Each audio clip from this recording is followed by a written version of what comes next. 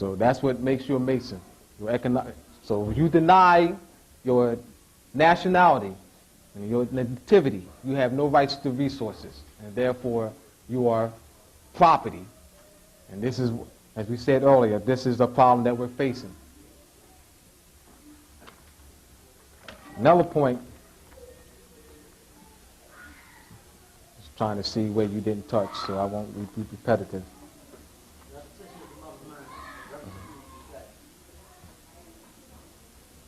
The 14th and 15th Amendments, which are unconstitutional. And I said we are part and parcel of their separate government. We are natural-born citizens. And Nurul Ali said that there's no need for 14th, 15th Amendment.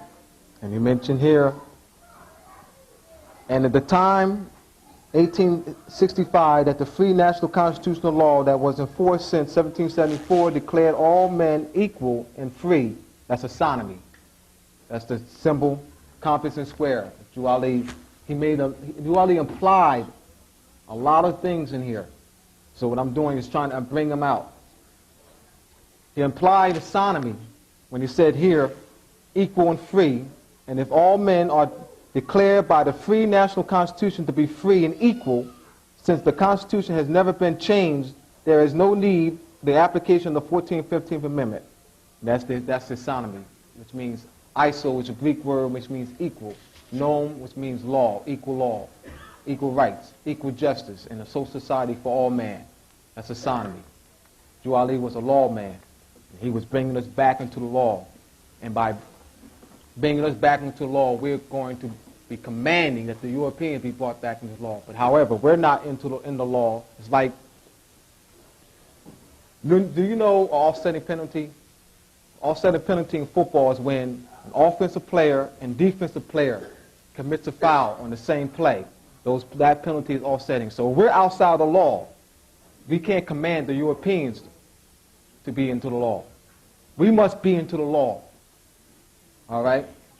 And this is what Nurul Ali was doing, bringing us back into the law.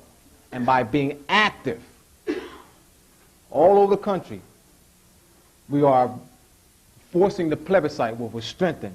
Now, we meant to emphasize earlier that it suggested to you not to overly emphasize filing suits, single suits, though we're going to be doing that. Why? Because as an individual, the sovereignty is weak, but as the collective, that's where the strength is. And if you're talking constitutional principles, you're talking the national sovereignty. You're not talking the individual sovereignty. You're talking the collective sovereignty, the collective agreement, the common law of the people. So Nurul Ali was emphasizing the national sovereignty when he mentions constitutional principles over and over and over again, all throughout this document. And this is, as I said before, this is the heart of the movement. To not talk constitutional principles, you're not talking the Moorish National Divine Movement. You may be saying the word, but you're not talking it. All right?